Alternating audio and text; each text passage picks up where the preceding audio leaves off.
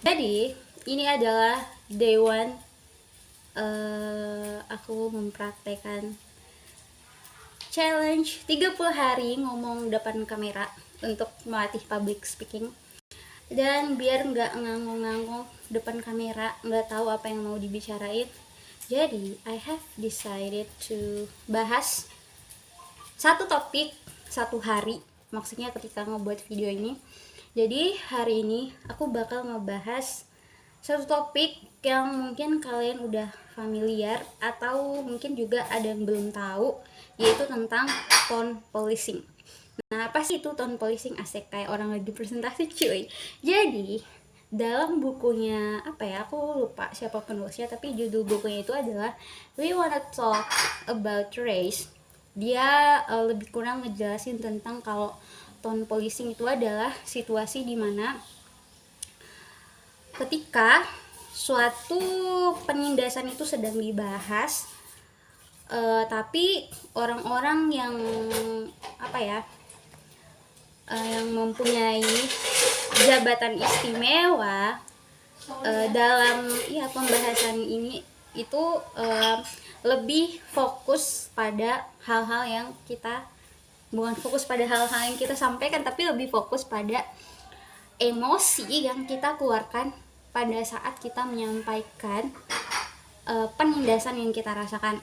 Misalnya nih, ketika kita mengalami suatu penindasan, lalu ada orang yang bilang, bisa nggak kalau nyampeinnya tuh dengan bahasa yang sopan, bisa nggak?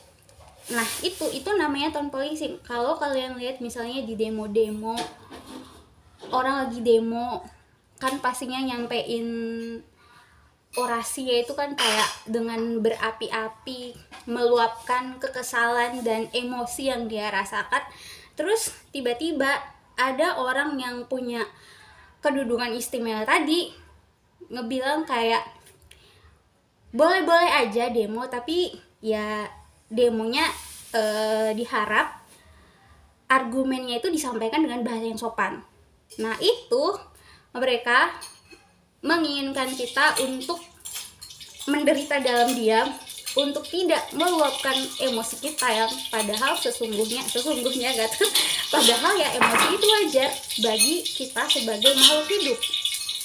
Terus orang-orang yang kayak gini ini, yang orang-orang yang memiliki kedudukan istimewa tadi, pengen kita itu kayak menderita dalam diam untuk lebih mengerti perasaan mereka. Nah, mereka tuh kayak mungkin nggak peduli sama apa yang kita rasain, sama penindasan yang kita rasain. Yang mereka pedulikan itu hanyalah betapa tidak nyamannya mereka dalam menerima hal itu, gitu loh. Mereka tuh kayak lebih mementingkan kenyamanan kuping dia saat argumen itu disampaikan. Kayak, ngerti gak sih? Aku harap kalian ngerti. Ataupun kalau amburadul, ya udahlah, karena ini adalah dewan kita aku ngelatih public speaking. Back to topic. Terus kayak apa ya, tone policing ini juga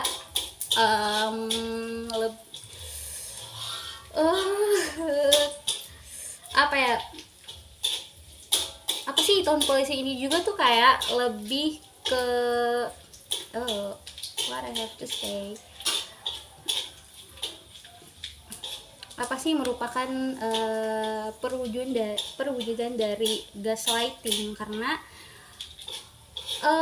ketika orang melakukan tone policing, dia itu tuh membuat si orang yang menyampaikan pendapat itu kayak mempertanyakan kembali tentang argumen atau perasaan yang dia rasakan. Kayak, apa saya terlalu emosional ya, apakah yang saya sampaikan salah, gitu loh. Jadi orang yang menyampaikan pendapat itu jadi menanyakan kembali kebenaran dari apa yang dia sampaikan, gitu.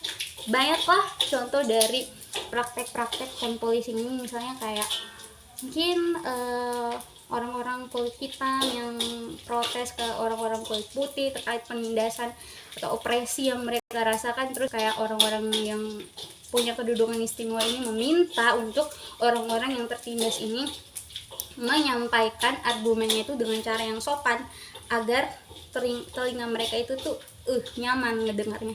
Gitulah, ini bukan 1 menit lagi tapi udah 5 menit, but it's okay. Yang penting poin yang ingin ku sampaikan tersampaikan. Dan karena ili gitu, karena ini adalah hari pertama, I hope public speakingku kayak bakal terus berkembang sampai ke 30 hari ke depan. Bye.